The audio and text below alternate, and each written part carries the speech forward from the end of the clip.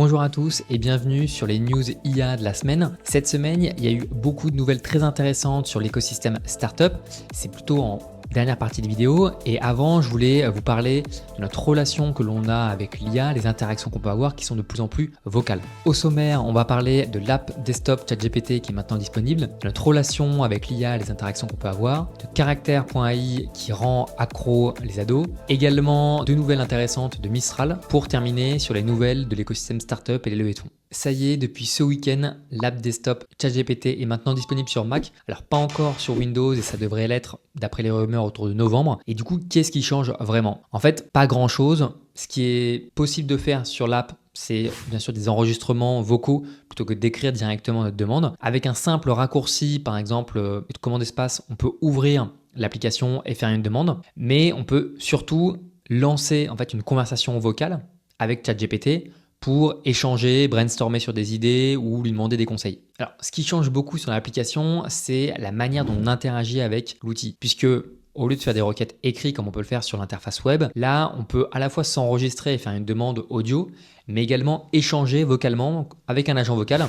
Donc, c'est hyper intéressant. C'est pas révolutionnaire puisque en fait, l'agent vocal, il n'est pas vraiment comme un assistant, même si dans l'idée, c'est de l'avoir comme un assistant. Je peux lui partager des documents, des screenshots, mais il va d'abord me rédiger une réponse et après, je peux activer le mode conversation. Je peux désactiver le mode conversation et revenir sur notre échange. J'ai l'historique, le transcript, mais du coup, c'est pas hyper fluide la manière dont on peut l'utiliser comme coach ou comme assistant. Mais ce qui est sûr, c'est que ça révolutionne nos interactions avec les machines et avec l'IA. Puisque maintenant, ce qu'on se rend compte, c'est que on faisait des interactions écrites, mais on va de plus en plus passer avec des interactions audio et donc un échange vocal. Et ça fait un peu penser au film Her, où l'acteur tombe amoureux justement de l'IA en échangeant vocalement avec elle. Et il y a une newsletter hyper intéressante à ce sujet que je mettrai en description, où en fait, ce qu'on peut constater, c'est qu'il y a une évolution de nos interactions.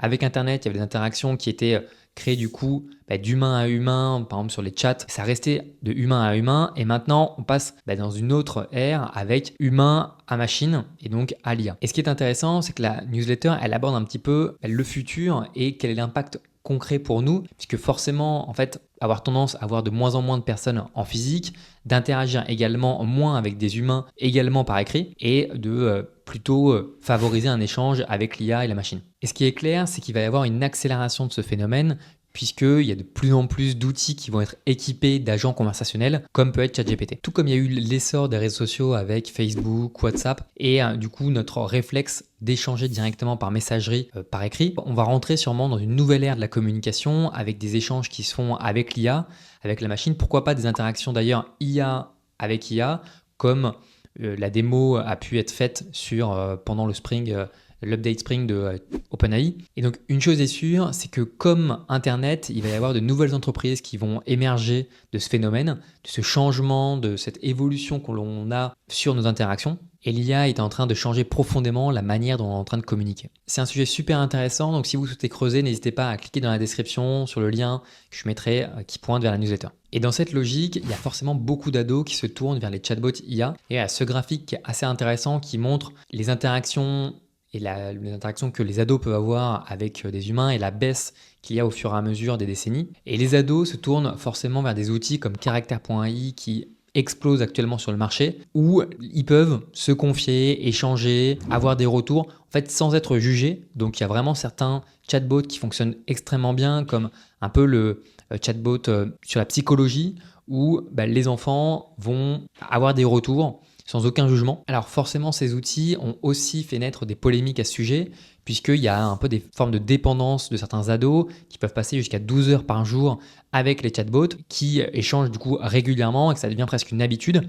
Et ils préfèrent échanger avec les chatbots plutôt que échanger avec un humain. L'autre limite, c'est que ces chatbots, ils peuvent se tromper dans leur analyse, se tromper dans leurs réponses, et forcément, ça montre un peu les limites de ces outils. Après, il faut rester nuancé, puisque en fait, ce mouvement et ce changement, on l'a aussi connu avec l'arrivée d'Internet, où il y a eu une explosion des ados avec les chats. C'est pas nouveau, mais forcément, il doit y avoir des barrières, un peu des règles qui doivent être mises en place par ces plateformes, qui doivent être régulées pour s'assurer que l'échange est de qualité et qu'il n'y a pas des abus des deux côtés. Mistral a partagé 2 annonces intéressantes cette semaine. La première vient de Codestral. Codestral, c'est le premier modèle open source, précisément open weight d'IA générative sur le code. Il aide les développeurs à générer et à interagir avec du code.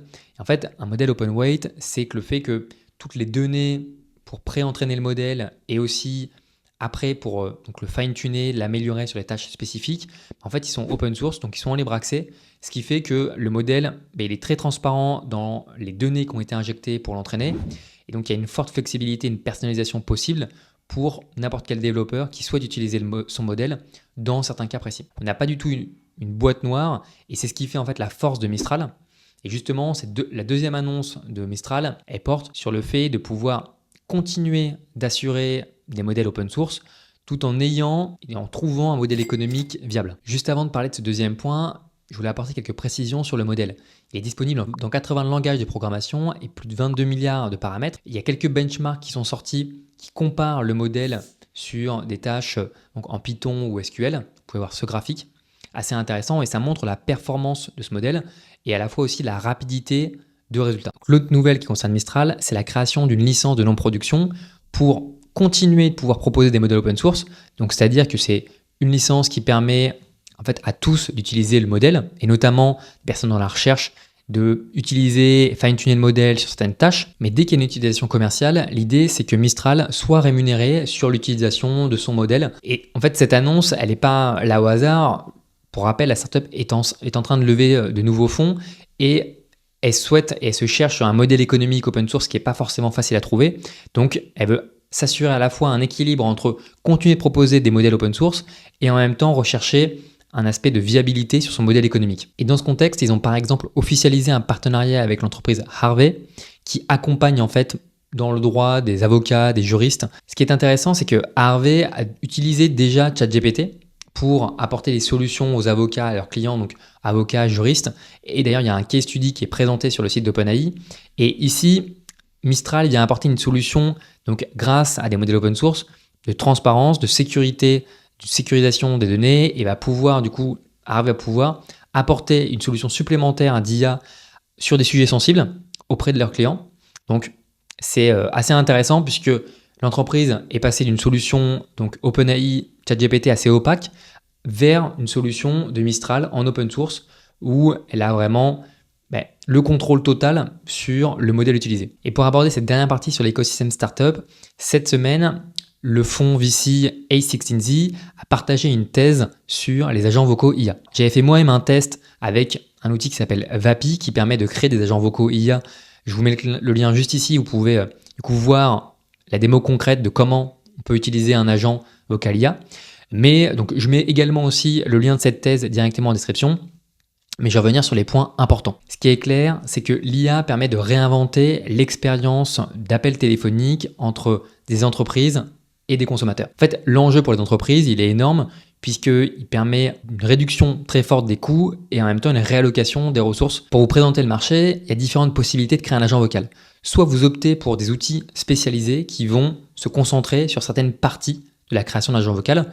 Voici une petite image sur les étapes pour créer un agent vocal.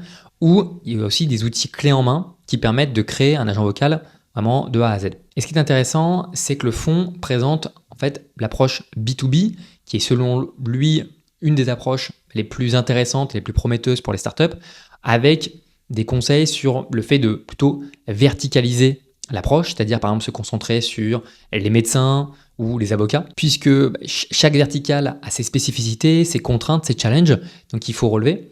Et pour l'instant, toute transparence, la techno n'est pas forcément suffisamment au point pour pouvoir s'attaquer horizontalement à l'ensemble du marché. En fait, la manière dont ils voient l'évolution des agents B2B, c'est que aujourd'hui, quand on appelle un support client, on peut tomber sur une messagerie qui nous indique faire notre choix en tapant 1, tapant 2.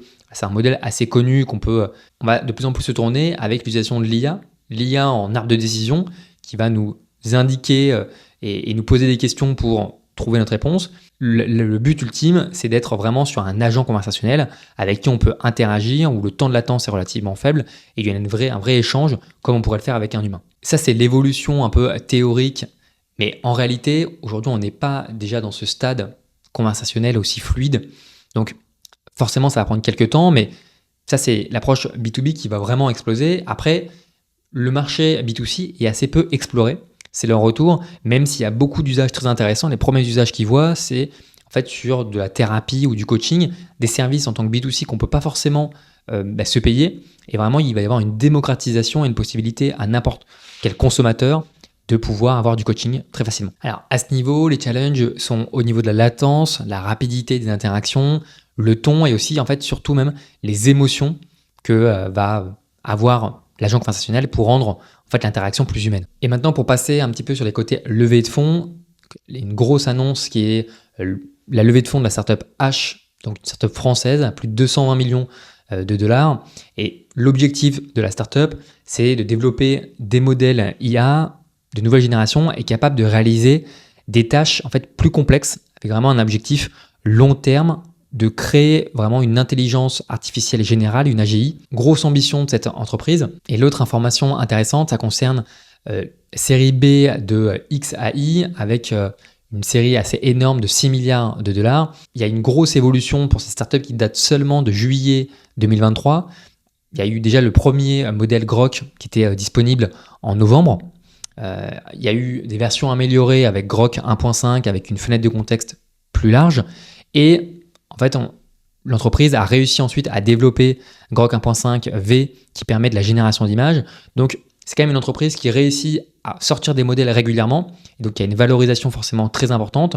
Et cette levée de fonds permet de continuer de suivre le rythme des autres entreprises sur le secteur et de rester dans la course sur les modèles IA les plus puissants. Alors voilà, c'est tout pour les news de la semaine. J'espère que vous avez apprécié le contenu à la fois sur certaines news et des analyses plus profondes sur par exemple nos interactions et la relation qu'on peut avoir avec l'IA et également sur les startups.